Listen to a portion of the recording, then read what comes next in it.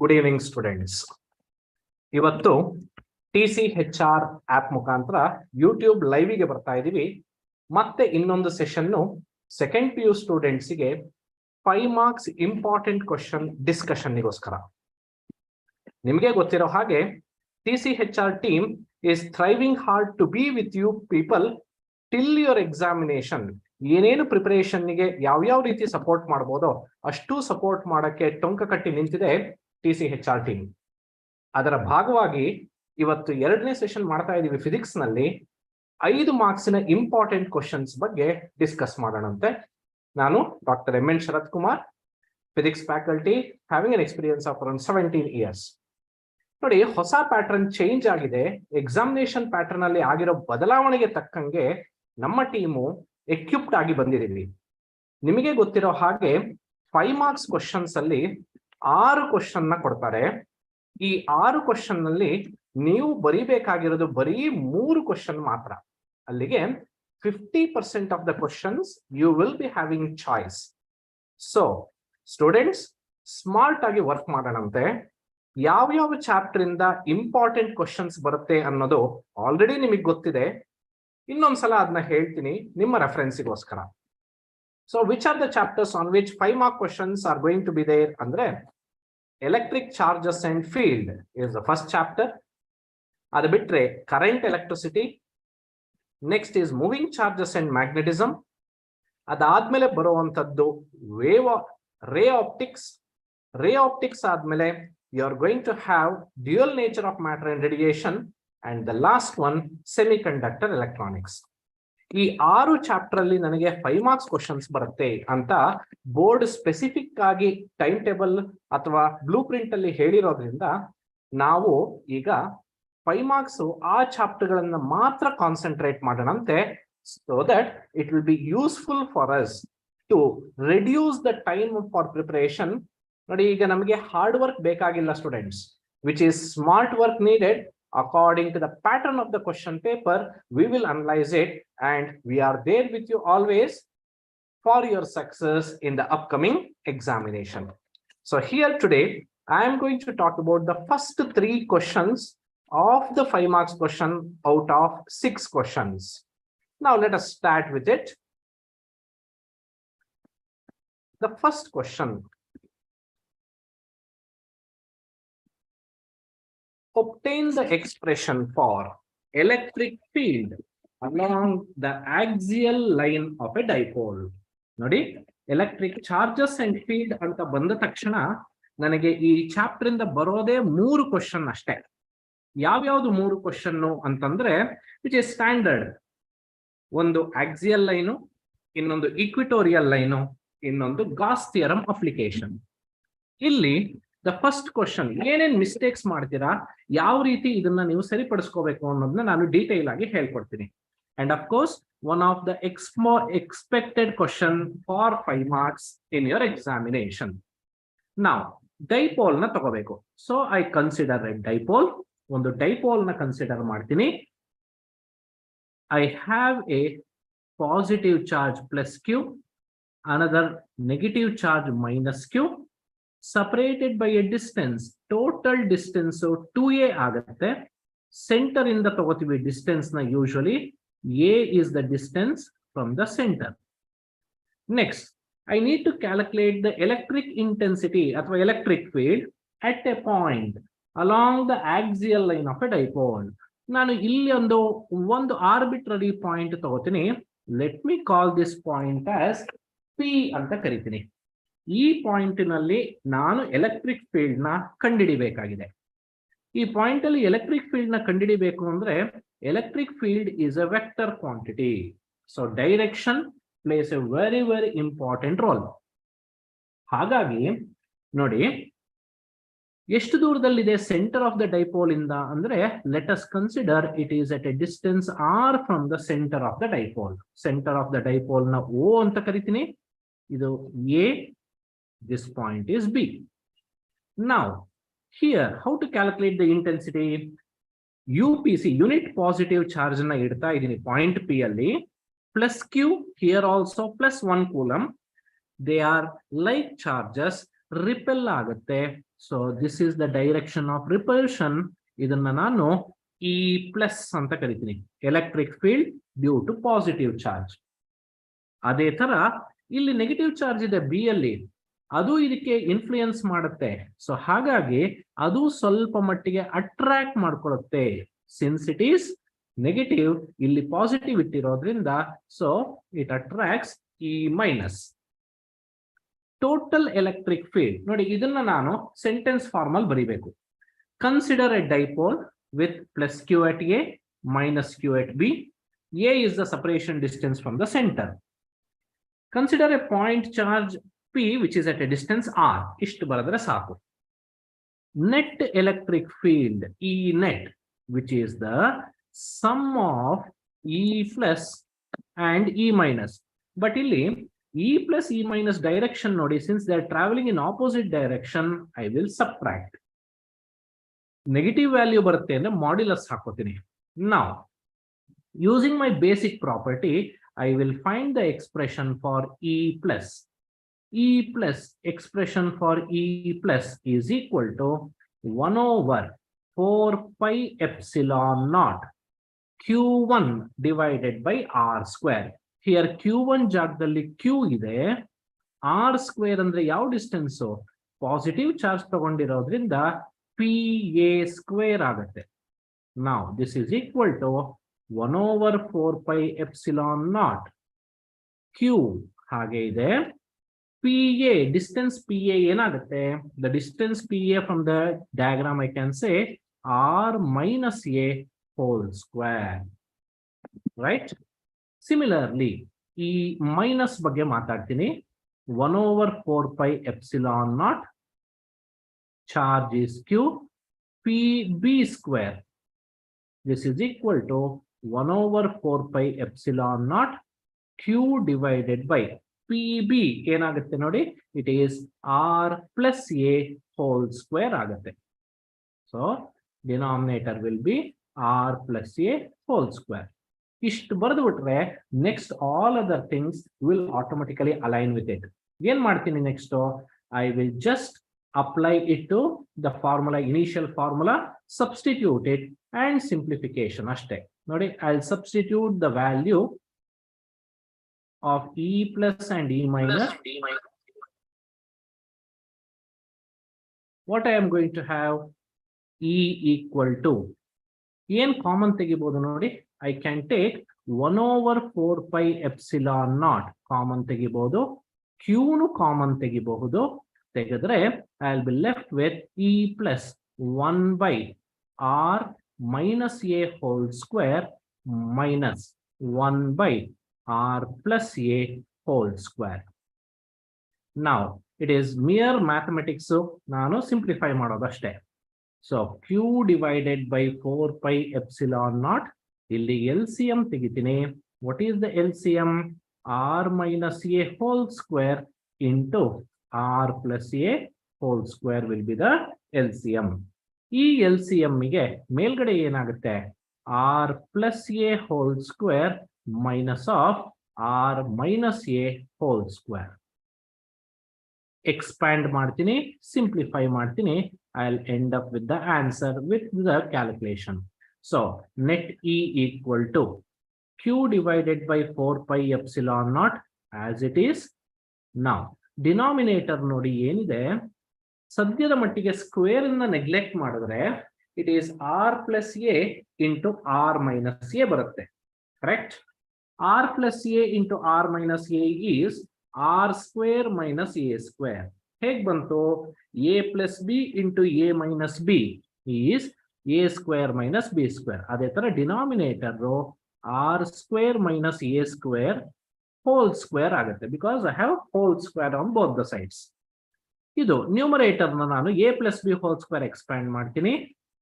r square plus a square plus 2ar minus of bracket ಅನ್ನು ಹಾಕಿ r square plus a square minus 2ar a minus b whole square expansion ಆಗಿದೆ. This can be further written as Q by 4 pi epsilon naught, numerator ಅಲ್ಲಿ R square plus a square plus 2ar. Negative bracket ನ remove ಮಾಡ್ತೀನಿ, minus r square minus A square plus 2ar ಆಗುತ್ತೆ. Denominator ಅಲ್ಲಿ ಏನು ಉಳಿತು? R square minus A square whole square ಉಳಿತು. Now see what are the things which I can take it out. Plus r square minus r square plus a square minus a square cancel ಆಗೋಯ್ತು. ಉಳಿಯೋದೇನು expression ಗೆ? The next expression what I have, e equal to 1 over 4 pi epsilon naught. ಅಲ್ಲಿ 2ar plus 2ar will become 4ar divided by r square minus a square whole square. ಇಷ್ಟು ಸಿಕ್ತು. ಇಲ್ಲಿ ಒಂದು assumption ಮಾಡ್ಕೋತೀನಿ. ಆ point P ಅಂತ ಏನ್ ತಗೊಂಡ್ವಿ, if P are the distance R, if P is very very larger distance, that means R is very much greater than A. A ಅಂದ್ರೆ ಏನು? Dipole distance from the centre. ಹೀಗಾದ್ರೆ denominator ಅಲ್ಲಿರೋ R square minus A square whole square ಏನಾಗುತ್ತೆ? A square ನ neglect ಮಾಡ್ತೀವಿ, R to the power 4 ಆಗುತ್ತೆ. ಯಾಕೆ? a square will be neglected, r square whole square ಆಗುತ್ತೆ. Now what happens to the equation? See, equation will change its form to e, total e, 1 over 4 pi epsilon naught 4ar divided by r to the power 4. Of course ಒಂದು r cancel ಆಯಿತು. ಇಲ್ಲಿ q ಇದೆ, we should not forget that q is available. Now this I can write it as 1 over 4 pi epsilon naught 4aq na 2 into 2aq ಅಂತ ಬರೀತೀನಿ, divided by r cube. Why I wrote it like this ಅಂದ್ರೆ, we know that electric dipole moment is nothing but the product of magnitude of either of the charge and the separation distance between them. ಹಾಗಾಗಿ I will get the expression, ಇದನ್ನ substitute ಮಾಡಿದ್ರೆ E will be equal to 1 over 4 pi epsilon naught 2 into P divided by R cube. ನೋಡಿ, usually ಇಲ್ಲಿ mistake ಮಾಡೋದು ಏನು ಅಂದ್ರೆ, electric field vector quantity ನನಗೆ ಗೊತ್ತು ಅಂತ ಹೇಳ್ಬಿಟ್ಟು ಫಸ್ಟ್ ಇಂದ ವೆಕ್ಟರ್ ಹಾಕಕ್ ಶುರು ಮಾಡ್ತೀರಾ. ಮುಂದೆ ಪ್ರೊಸೀಡ್ ಆಗ್ತಾ ಹೋದಂಗೆ ಒಂದ್ ಕಡೆ ವೆಕ್ಟರ್ ಇರುತ್ತೆ, ರೈಟ್ ಹ್ಯಾಂಡ್ ಸೈಡ್ ವೆಕ್ಟರ್ ನ miss ಮಾಡ್ಬಿಡ್ತೀರಾ. So my sincere suggestion is put the vector at the end. End alli vector haki. Electric field is a vector. Dipole moment is a vector. So we will be expecting the vector form in the final answer. You can put the vector at the final. Illa andre madhyadalli ellaru ond kade vector haki innond kade hakliಲ್ಲ ಅಂದ್ರೆ they are going to surely cut the marks. So ಇಷ್ಟನ್ನ ಮಾಡ್ಬೇಕಾಗುತ್ತೆ. ಇಲ್ಲಿ ನಾನು ಏನ್ ನಿಮಗೆ present ಮಾಡಿದೆ ಅಷ್ಟನ್ನ ಬರೆದ್ರೆ you people will get out of 5 marks 5 marks ನಿಮಗೆ ಅಲೋಕೇಟ್ ಆಗುತ್ತೆ. This is one question along the axial line of a dipole. Will go to the next question. obtain the expression for electric field on the equatorial line of a dipole. ಏನು difference? Axial line ಅಂದ್ರೆ, axial line ಅನ್ನ end on position ಅಂದ್ರೆ ಆ end on position ಅಂತಾನು ಹೇಳ್ತಾರೆ. ಅಂದ್ರೆ line joining the dipole ನ axial line ಅಂತ ಕರಿತೀನಿ. ಬ್ರಾಡ್ ಆನ್ ಪೊಸಿಷನ್ ಅದನ್ನ ಇಕ್ವಿಟೋರಿಯಲ್ ಲೈನ್ ಅಂತಾನು ಹೇಳ್ತಾರೆ. ಪರ್ಪೆಂಡಿಕ್ಯುಲರ್ ಆಗಿದ್ರೆ ಅದು ಇಕ್ವಿಟೋರಿಯಲ್ ಲೈನ್ ಆಗುತ್ತೆ. ಇಲ್ಲಿ you should be careful regarding the diagram. ನೀಟಾಗಿ ಡಯಾಗ್ರಾಮ್ ಬರೀತೀನಿ, ಅಬ್ಸರ್ವ್ ಮಾಡಿ. I have a positive charge plus q here, negative charge minus q. From the center it is separated by a distance, as we know, a is the separation distance. Now I consider a point P illide perpendicular to the line joining the two charges from the center. This is also one of the expected 5 marks question. Either axial line ಅಥವಾ equatorial line ಕೇಳೋ ಸಾಧ್ಯತೆ ಜಾಸ್ತಿ ಇರುತ್ತೆ. ನಾವು I join this line from the centre. ಈ point P ಇದೆ, ಏನ್ ಇಡ್ತೀನಲ್ಲಿ ಒಂದು U P C unit positive charge ನ ಆ ಪಾಯಿಂಟ್ ಅಲ್ಲಿ ಇಡ್ತೀನಿ. ಹಾಗಿಟ್ಟಾಗ ಈ ಪಾಯಿಂಟ್ ಅಲ್ಲಿ ಪಾಸಿಟಿವ್ ಚಾರ್ಜ್ ಏನ್ ಮಾಡುತ್ತೆ, ಇಲ್ಲಿರುವಂತಹ positive charge it will repel. Repulsion will happen along the line joining the charge. This is E plus. This is the direction of E plus. ಅದೇ ತರ ಇಲ್ಲಿ ನೆಗೆಟಿವ್ ಚಾರ್ಜ್ ಇದೆ. This will try to attract.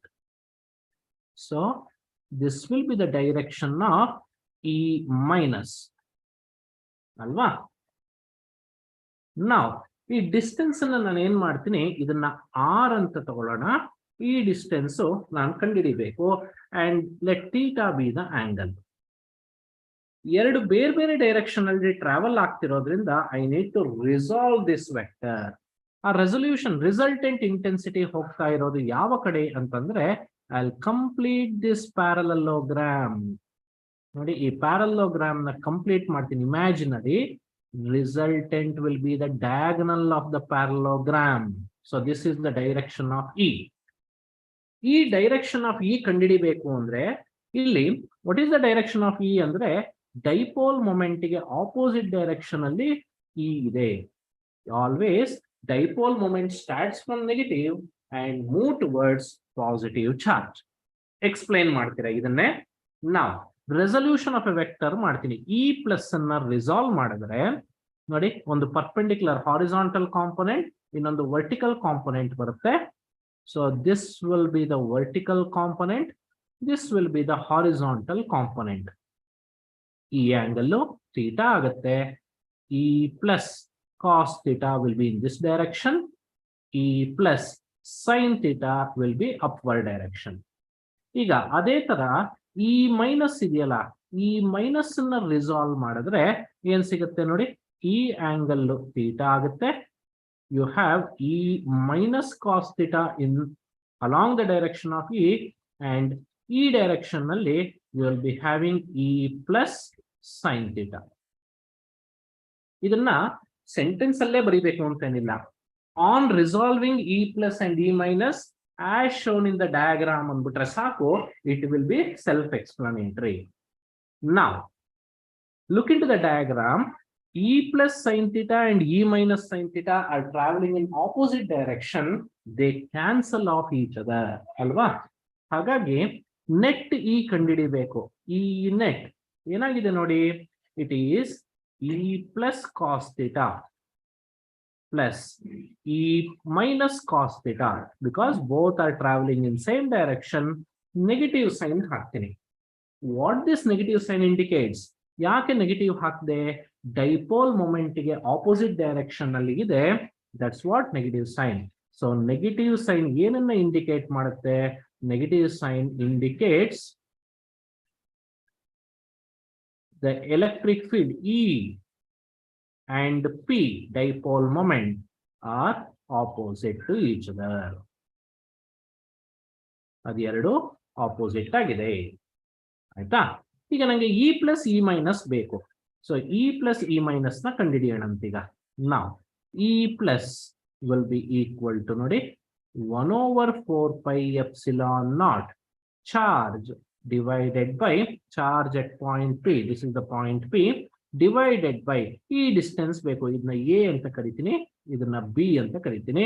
So A P square. What is A P square? ನೋಡಿ, Pythagoras theorem ಹಾಕ್ಬೋದಲ್ವಾ? Pythagoras theorem ಹಾಕಿದ್ರೆ ಆ right angle triangle ಅಲ್ಲಿ R is the one side, A is the another side. So this A P square will be R square plus A square ಆಗುತ್ತೆ ಅಲ್ವಾ? ಅದೇ ತರ ಈ ಮೈನಸ್ ಬರೀತೀನಿ. ಈ ಮೈನಸ್ ಏನಾಗುತ್ತೆ ನೋಡಿ, 1/4 pi epsilon naught charge divided by bp square ಆಗುತ್ತೆ. This also will be equal to 1/4 pi epsilon naught q by r square plus a square. ನಂಗೆ ನೆಕ್ಸ್ಟ್ ಇನ್ನೇನ್ ಬೇಕು? E ಪ್ಲಸ್ ಸಿಕ್ಕಾಯ್ತು, E ಮೈನಸ್ ಸಿಕ್ತು, cos theta ಬೇಕು. So from the triangle APO, this center point is O. APO only, what is cos theta? Cos theta will be adjacent by hypotenuse. What is adjacent? A. What is hypotenuse? It is root of r square plus a square. root of r square plus a square is the hypotenuse. Let us substitute the value of e plus and e minus in the original expression and solve it.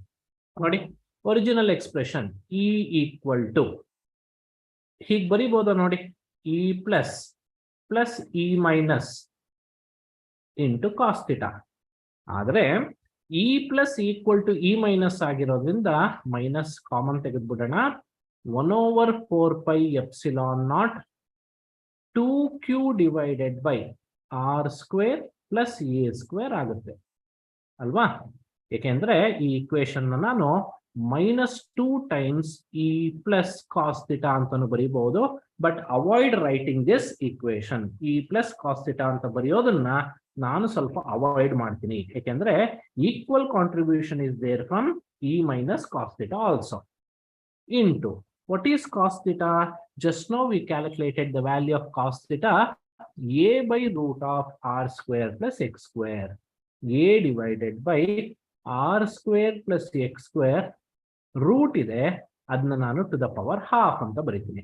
So expression is -1/4 pi epsilon naught 2aq divided by r square plus a square whole to the power 3/2 ಆಗುತ್ತೆ because power gets added up.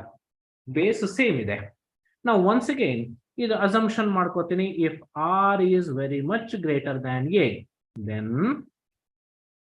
r square plus a square whole to the power 3/2 ಏನಾಗುತ್ತೆ ನೋಡಿ, approximately equal to r square to the power 3/2 ಆಗುತ್ತೆ. Square root cancel ಆಗಿ r cube ಉಳಿಯುತ್ತೆ. And once again we know what is dipole moment, 2aq ಆಗುತ್ತೆ.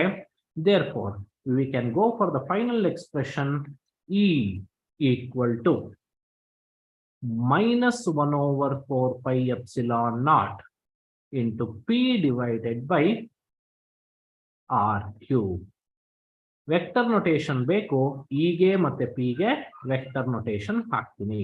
So put the vector at the end of the derivation. ಮಧ್ಯದಲ್ಲಿ ಎಲ್ಲಾರು ಹಾಕಿದ್ರೆ miss ಮಾಡ್ಕೋತೀರಾ. This is the second equation or the second question which is important from the chapter electric charges and field. Let us move on to the next question, which is related to the Gauss law application. Derive the expression for electric field at a point outside a uniformly charged spherical shell. One of the very important derivation with respect to your examination. So first diagram na bariyanante. I have ನೋಡಿ mistake ಎಲ್ಲಿ ಮಾಡ್ತೀರಾ ಗೊತ್ತಾ, ಇದರಲ್ಲಿ ಒಂದು spherical shell ನ ಬರೀತೀರಾ ಎಲ್ಲರೂ. ಇದರ radius ನ ಸ್ಮಾಲ್ ಆರ್ ಅಂತ ಹೇಳ್ತೀರಾ. ನೆಕ್ಸ್ಟ್ ಡೈರೆಕ್ಟ್ ಆಗಿ you are going to choose a point. ಒಂದು ಪಾಯಿಂಟ್ ಅನ್ನ ಚೂಸ್ ಮಾಡ್ಕೋತೀನಿ. Let this is the point P ಅಂತ ಅನ್ಕೊಳ್ಳೋಣ. ಇದು ಪಾಯಿಂಟ್ ಪಿ. ಈ ಪಾಯಿಂಟ್ ಅನ್ನ ರೆಫರೆನ್ಸ್ ಆಗಿ ಇಟ್ಕೊಂಡು ಫ್ರಮ್ ದ ಸೆಂಟರ್ ಏನ್ ಮಾಡ್ತೀವಿ, ಒಂದು ಗಾಸಿಯನ್ ಸರ್ಫೇಸ್ ನ ನಾನು ಕ್ರಿಯೇಟ್ ಮಾಡ್ತೀನಿ. what is a Gaussian surface? An imaginary surface where Gauss law can be applied is called Gaussian surface. ಹೌದಾ? So what we can think about, ಇಲ್ಲಿ ಏನ್ ತಪ್ಪು ಮಾಡ್ತೀವಿ ನೋಡಿ, ಗಾಸಿಯನ್ ಸರ್ಫೇಸ್ ಬರೆಯಕ್ಕಿಂತ ಮುಂಚೆ ಚಾರ್ಜ್ ಇಂದ ಎಲೆಕ್ಟ್ರಿಕ್ ಫೀಲ್ಡ್ ಬರಬೇಕು ಅಂದ್ರೆ ಸರ್ಫೇಸ್ ನ ಚಾರ್ಜ್ ಬರೆಯೋದನ್ನ ಮಿಸ್ ಮಾಡ್ತೀರಾ. Many of the students will lose mark because you won't give the proper representation of the diagram. ಈ ಸಲ ಅಂತೂ they are very strict that instructions ಅಲ್ಲೇ ಕೊಟ್ಬಿಟ್ಟಿರ್ತಾರೆ students. Without proper diagram derivation carries no marks ಅಂತ. ಹಾಗಾಗಿ diagram ಸರಿ ಇದ್ರೆ obviously derivation ಸರಿ ಇರುತ್ತೆ. ಡಯಾಗ್ರಾಮ್ ಬರೆಯೋದನ್ನ ಸರಿಯಾಗಿ ಪ್ರಾಕ್ಟೀಸ್ ಮಾಡಿ. ನಾವು with O as the radius, ಈ ಪಾಯಿಂಟ್ ಪಿ ಗೆ ಒಂದು ಇಮ್ಯಾಜಿನರಿ ಸ್ಪಿಯರ್ ಅಥವಾ ಸರ್ಕಲ್ ನ ಹಾಕ್ತೀನಿ. Imaginary circle where I am going to apply Gauss law. So imaginary circle ನ ಡ್ರಾ ಮಾಡಾಯ್ತು. Now I will draw the intensity. What is the direction of intensity? Always electric intensity will be going away from the point which is perpendicular to it. ಅಲ್ಲಿಗೆ ನಾನು ಇಲ್ಲೊಂದು ಪುಟಾಣಿ surface ತಗೊಂಡಿದ್ದೀನಿ, imaginary surface. And ಆ area vector ಇನ direction ಸಹ ಅದೇ direction ಅಲ್ಲಿ ಇರುತ್ತೆ. ಅದನ್ನ ನಾನು ಡಿಎಸ್ ಅಂತ ಕರಿತೀನಿ. DS will be the area vector. Here DS ಮತ್ತು ನನ್ನ value of E same direction ಇದೆ. ನಾವು ಎಕ್ಸ್ಪ್ಲೈನ್ ಮಾಡಬೇಕು ನೋಡಿ.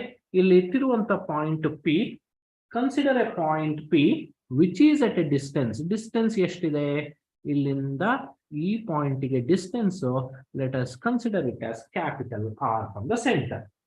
So a Gaussian surface is drawn with O as the center and R as the radius. ಅಷ್ಟು ಹೇಳಿದ್ಮೇಲೆ ನಾನು ಬೈ ದ ಡೆಫಿನೇಷನ್ ಇಷ್ಟೇ ಬರೆದರೆ ಸಾಕು. By the definition, we know phi flux, electric flux, is equal to EDS cos theta. But here I'll write it as EDS because theta equal to 0 degree. Now the direction of electric field and direction of area vector is the same. ಹಾಗಾಗಿ ಇದನ್ನ ನಾನು EDS ಅಂತ ಬರ್ಕೋತೀನಿ. But ಇಲ್ಲಿ what is the surface area ಏನಾಗುತ್ತೆ? Surface area ಯಾವ shape ಅಲ್ಲಿ ಇರೋದು? It is a spherical shape, ಹೌದಾ? Imaginary spherical shell. So sphere ಇರೋದ್ರಿಂದ surface area of a sphere is 4πr² ಆಗುತ್ತೆ. I will call this as an equation 1. This is the total flux. Next we know from the Gauss theorem, Gauss theorem ಏನ್ ಹೇಳುತ್ತೆ? From Gauss theorem, the Gauss theorem gives you the relation connecting between flux and the charge enclosed by the system. So phi equal to 1/epsilon naught into the total charge. Let us consider the total charge on the surface as Q. So equation 1, equation 2 ಅಲ್ಲಿ LHS same ಇದೆ ನೋಡಿ. From equation 1 and equation 2 ಏನ್ ಬರಿಬಹುದು? E into 4πr² equal to Q divided by epsilon naught. ನನಗೆ ಬೇಕಾಗಿರೋದು expression for electric intensity. therefore E equal to 1/4π∈0 Q divided by r² ಆಗುತ್ತೆ. This is the 5 marks derivation with proper explanation for electric intensity or electric field at a point outside a uniformly charged spherical shell. ಹೊರಗಡೆ ಇರೋದಕ್ಕೆ. ಹಾಗಾದ್ರೆ ಇಲ್ಲಿ ಕೇಳಿಲ್ಲ, ನಾನೇ ಎರಡು case ಮಾಡ್ಬಿಡ್ತೀನಿ. If it is case 1 on the surface ಆದ್ರೆ ಏನಾಗುತ್ತೆ? ಆನ್ ದ ಸರ್ಫೇಸ್ ಅಂದ್ರೆ r will be equal to small r ಅಲ್ವಾ? Because I am bringing the point P which is at a distance capital R to the surface which is having small r. ಅವಾಗ electric intensity ಏನಾಗುತ್ತೆ? 1/4π∈0 Q divided by small r² ಆಗುತ್ತೆ. ಇದು case 1. Case 2 inside the sphere. Sphere in inside ಅಲ್ಲಿ ಅಂದ್ರೆ ಒಳಗೆಲ್ಲೋ ಈ point ತಗೊಂಡೆ ಅಂತ ಅನ್ಕೊಳ್ಳೋಣ, which is at a distance a ಅಂತ ಅನ್ಕೊಳ್ಳೋಣ. Inside the sphere electric intensity is 0 because distance is not 0, charge is 0.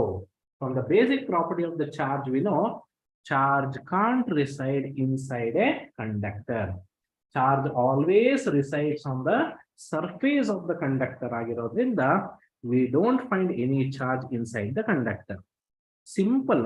ಈ ಮೂರು ಡಿರೈವೇಶನ್ ಅಲ್ಲಿ ಒಂದು ಡಿರೈವೇಶನ್ ಗ್ಯಾರಂಟಿ ಬರುತ್ತೆ 5 marks ಗೆ. ನೋಡಿ, ನೀವು ಆನ್ಸರ್ ಮಾಡಬೇಕಾಗಿರೋ questions just 3 out of 6 questions. So ಈ ಮೂರು ಡಿರೈವೇಶನ್ ಕಲ್ತ್ರೆ 5 marks ಗ್ಯಾರಂಟಿ. ಈ ತರ ಮೂರು ಚಾಪ್ಟರ್ ನ ಸೆಲೆಕ್ಟ್ ಮಾಡಿಕೊಂಡು if I go with respect to the important questions I can easily score 15 marks out of 15.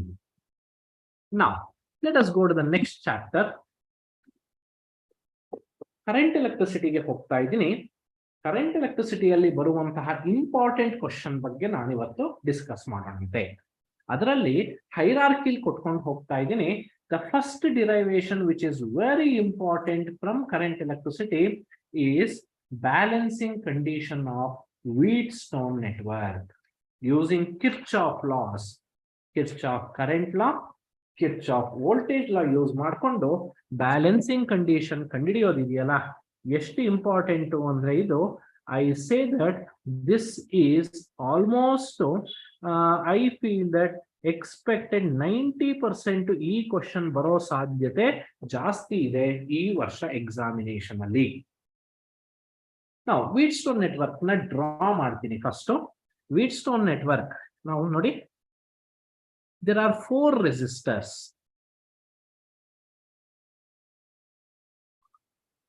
In the form of a rhombus, they are going to connect.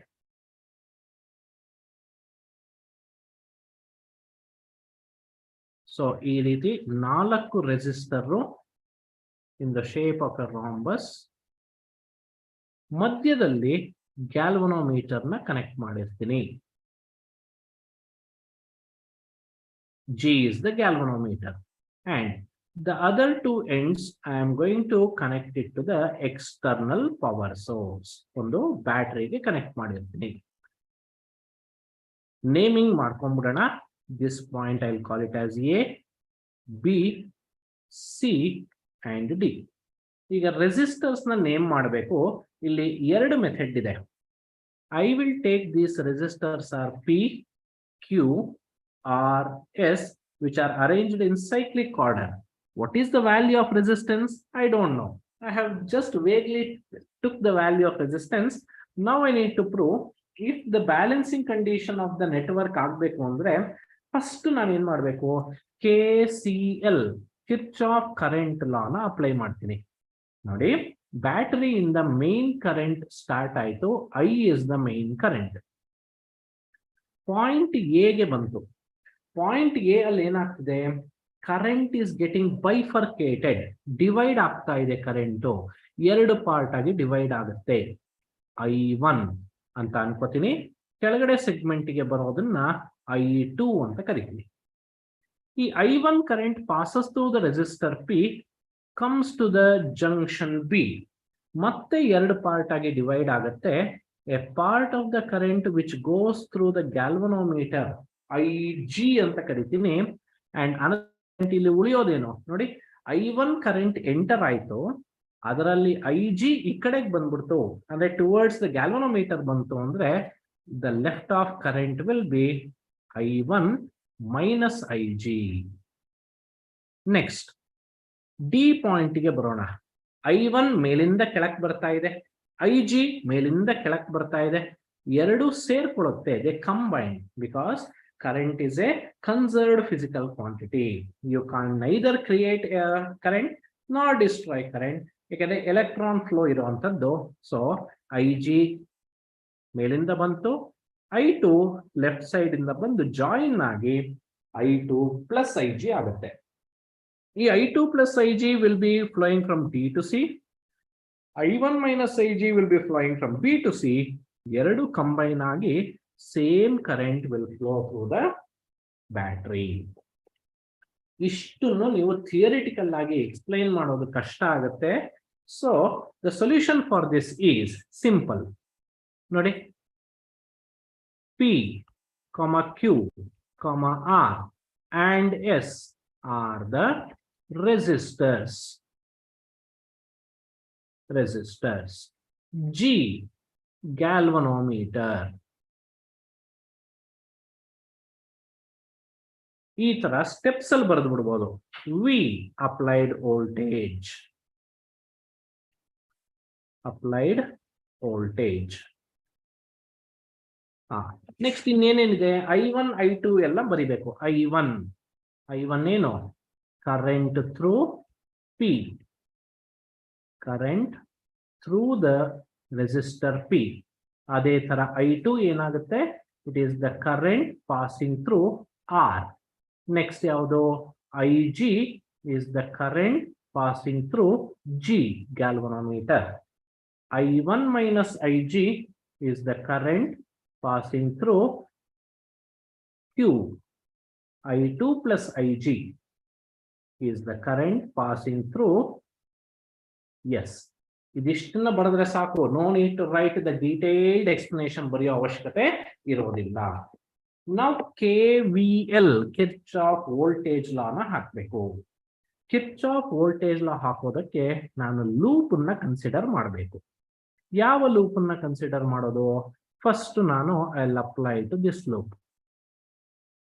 ಹೀಗೆ I will apply KVL right to ABDA. ಇಲ್ಲೇ ಮಾಡ್ಬಿಡ್ತೀನಿ ಅದನ್ನ. I will apply KVL to ABDA. We know that KVL apply ಮಾಡಬೇಕು ಅಂದ್ರೆ ನಂಗೆ loop ಇರಬೇಕು, closed network ಇದೆ. KVL ಹಾಕ್ತಾ ಇರಬೇಕಾದ್ರೆ what should be considered? Sign convention plays a very important role. ಏನ್ ಹೇಳುತ್ತೆ ಸೈನ್ ಕನ್ವೆನ್ಷನ್? ಸೇಮ್ ಡೈರೆಕ್ಷನ್ ಇದ್ದರೆ ನೆಗೆಟಿವ್, ಆಪೋಸಿಟ್ ಡೈರೆಕ್ಷನ್ ಇದ್ದರೆ positive. This is what the loop rule says. ನಾನು ಅಪ್ಲೈ ಮಾಡ್ತಾ ಇದ್ದೀನಿ ಅದನ್ನ. Applying KVL Kirchhoff voltage law to ABDA. A to B ಕರೆಂಟಿನ direction A to B ಇದೆ. ನಾನು ತಗೊಂಡಿರೋ ಲೂಪ್ ಡೈರೆಕ್ಷನ್ ಸೇಮ್ ಇದೆ. So -I1P. B to D ಕರೆಂಟಿನ ಡೈರೆಕ್ಷನ್ ಸೇಮ್ ಇದೆ, ಲೂಪಿನ ಡೈರೆಕ್ಷನ್ ಸೇಮ್ ಇದೆ. -IG. Let G B the galvanometer resistance. Galvanometer resistance G ಆಗುತ್ತೆ. Next D to A ಬರ್ತೀನಿ. D to A ನೋಡಿ, ಕರೆಂಟಿನ ಡೈರೆಕ್ಷನ್ ಮತ್ತು ಲೂಪಿನ ಡೈರೆಕ್ಷನ್ ಆಪೋಸಿಟ್ ಡೈರೆಕ್ಷನ್ ಅಲ್ಲಿ ಇದೆ. So it is plus I2 into R equal to 0. ಈ loop ಅಲ್ಲಿ ABDA loop ಅಲ್ಲಿ ಯಾವುದೇ ತರಹದ ಎಕ್ಸ್ಟರ್ನಲ್ ಪವರ್ ಸೋರ್ಸ್ ಅಥವಾ ಪೊಟೆನ್ಷಿಯಲ್ ಡಿಫರೆನ್ಸ್ ಪ್ರೊಡ್ಯೂಸ್ ಮಾಡುವಂತ ಕಾಂಪೊನೆಂಟ್ ಇಲ್ಲದೆ ಇರೋದ್ರಿಂದ I will take it as 0. Equation ನ ರೀರೈಟ್ ಮಾಡಿದ್ರೆ I1P plus IGG equal to I2R. I'll call it as equation 1. Next, ಇನ್ನೊಂದು ಲೂಪಿಗೆ ಹಾಕಬೇಕು. ಇದನ್ನು ನಾನು I'll put it like this. ಈ ತರ ಹಾಕೋಣ. ಸೊ ಅದನ್ನ ನಾನು ಯಾವ ಡೈರೆಕ್ಷನ್ ಬೇಕಾದ್ರೂ ತಗೋಬಹುದು. It doesn't matter. ಯಾವ ತಗೊಂಡ್ರು answer should be the same. Applying KVL to loop CBDC. ಯಾವಾಗಲೂ ಲೂಪ್ ಬರಿಬೇಕಾದ್ರೆ starting point and ending point ಎರಡು ಕೋಯಿನ್ಸೈಡ್ ಆಗಬೇಕು. ಅದನ್ನ ಮಿಸ್ ಮಾಡಬೇಡಿ. Now I am applying for CBDC. C to B opposite direction ಇದೆ ನೋಡಿ. ನಾನು ಲೂಪ್ ತಗೊಂಡಿರೋ ಡೈರೆಕ್ಷನ್ ಆಪೋಸಿಟ್ ಆಗಿದೆ ಕರೆಂಟ್ ಫ್ಲೋಗೆ. So positive I1 minus IG into resistance is Q. B to D same direction ಇದೆ, minus IG into G. D to C same direction ಇದೆ, minus I2 plus IG into S. No source of battery, so 0 ಬರ್ದೆ. Simplify ಮಾಡಿದ್ರೆ ಇದನ್ನ I1 minus IG into Q equal to IGG plus I2 plus IG into S ಆಗುತ್ತೆ. Equation second one. Now ಈಗ what is the condition for balanced Wheatstone network ಅಂದ್ರೆ the condition for balanced network ಏನು ಅಂತಂದ್ರೆ making the current flowing through galvanometer as 0. So current flowing through the galvanometer 0 ಯಾವಾಗ ಆಗುತ್ತೆ? ಇಷ್ಟು ಬರೆದ್ರೆ ಸಾಕು, ಬಟ್ ನಿಮಗೆ ಗೊತ್ತಿರಲಿ ಅಂತ ಹೇಳ್ತಾ ಇದ್ದೀನಿ. By adjusting the values of resistances PQRS. ನೋಡಿ, current always tries to follow the least resistance path. Resistance ಕಮ್ಮಿ ಇರೋ ಜಾಗದಲ್ಲಿ ಕರೆಂಟ್ ಹೋಗುತ್ತೆ. If I alter the resistance PQRS such that current will flow through PQRS instead of going through galvanometer. ಹಂಗಾದಾಗ galvanometer ಅಲ್ಲಿ deflection ಇರಲ್ಲ. Galvanometer deflection ಇಲ್ಲ ಏನರ್ಥ? No current is flowing through the galvanometer. ಹೀಗಾದ್ರೆ ಈಕ್ವೇಶನ್ 1 ಏನಾಗುತ್ತೆ ನೋಡಿ. Equation 1 ಏನಿರೋದು ನನ್ನ ಹತ್ರ? I1P plus IgG. ಇಲ್ಲಿ IgG 0 ಆಗೋದ್ರೆ I'll be left with I1P. I1P equal to I2R. Let me call this as equation 3. Next, equation 2 ಏನಾಗುತ್ತೆ? We'll go back to the equation 2. I1 minus Ig into Q. Ig 0 ಆಯ್ತು. I'll be left with I1Q. ಈ ಕಡೆ I2S ಅಷ್ಟೇ ಉಳಿಯುತ್ತೆ, ಯಾಕೆಂದ್ರೆ Ig 0 ಆಗುತ್ತೆ. IgG goes to 0, Ig also goes to 0. So I1Q equal to I2S, equation 4. Now look at the equation 3 and 4. I'll divide these two equations. So dividing equation 3 and equation 4. 3, 4 na divide madidre what I get? I1P divided by I1Q equal to I2R divided by I2S. Obviously, it cancels off the basic parameters. ಯಾವ್ಯಾವುದು? I1 cancel ಆಗುತ್ತೆ, ಇಲ್ಲಿ I2 cancel ಆಗುತ್ತೆ. You'll be left with the equation which implies P divided by Q equal to R divided by S. ಇದು ಕೆಲವರು ಈ derivation ನ R1, R2, R3, R4 ಅಲ್ಲೂ ಮಾಡ್ತಾರೆ.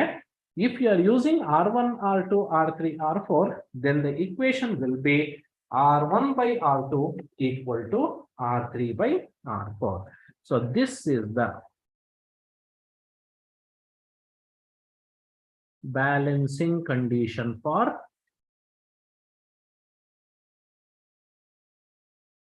Wheatstone network. So Wheatstone network ಒಂದು ಬ್ಯಾಲೆನ್ಸ್ ಆಗಬೇಕು ಅಂದ್ರೆ I am going to have the ratio of the resistances, left arm, upper arm ಮತ್ತು lower arm in resistances so should be or ratio should be same ಅಂತ ಹೇಳಿದ್ರೆ then I say that the network is balanced, right?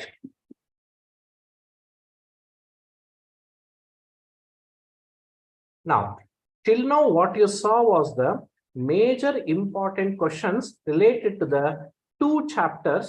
Actually ಇದರಲ್ಲಿ ಇನ್ನೂ ಒಂದು ಎರಡು question ಬರುತ್ತೆ. Depiction of Ohm's law. Ohm's law na ನಾನು derive ಮಾಡಬೇಕು using the expression for current, ಒಂದು equation.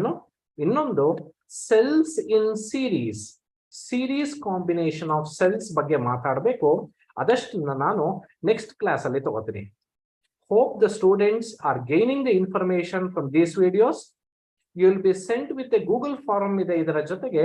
Fill the form, give your suggestions, give your feedback so that we can improve it further, so that we can deliver the good quality for the students or your friends who are looking into these videos.